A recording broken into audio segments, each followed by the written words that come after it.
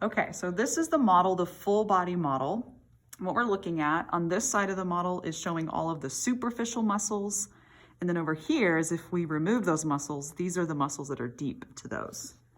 So starting in the torso area, so on the front here, this is the pectoralis major muscle, coming all through here. It's a really big muscle in the front. Looking at the abdominal area, so through here, these muscles that are going straight up and down are the rectus abdominis muscles. One side of these models is going to show some connective tissue on top. That's called the rectus sheath, but all of this is the rectus abdominis. There's these connective tissues separating these bundles here, creating the appearance of the six-pack. Also in the abdominal area, so these fibers that are running at a diagonal, these are the external oblique muscles. So these are going to run all the way up and meet up with pectoralis major. We can barely see on this side, there are these muscles that are peeking through. Those are called the serratus anterior muscles. But we can see a better view of them on this side, looking at the deeper view. So all of these that are running in parallel with the ribs are called the serratus anterior. They're going to go and actually attach to the medial border of the scapula, keeping the scapula close to the thoracic wall. Another set of muscles to know associated with the ribs. So between the ribs, there are these fibers here. They're pretty short. These are called the external intercostal muscles. So kind of all the different layers here, they actually go all the way around to the back. There are some of your muscles for breathing in. So between the ribs, external intercostals.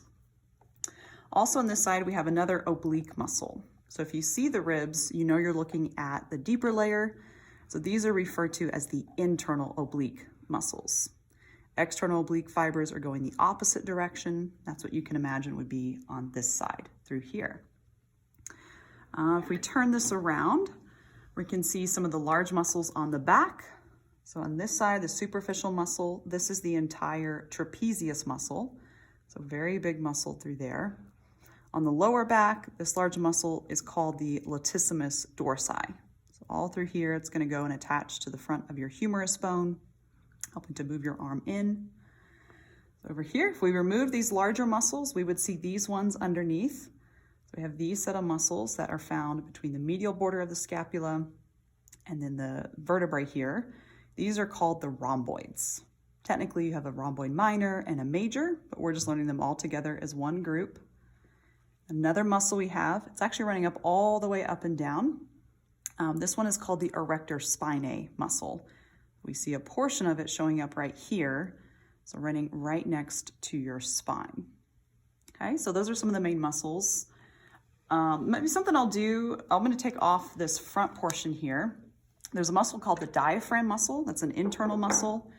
So if you're looking at the internal organs, that's where you see the diaphragm muscle, one of the main muscles used for breathing. We'll take off some lungs here, the liver, and the stomach. And we'll be able to see that large diaphragm muscle on the inside there.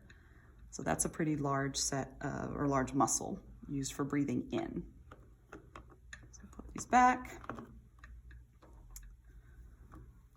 Okay, so those are going to be the muscles on the torso area.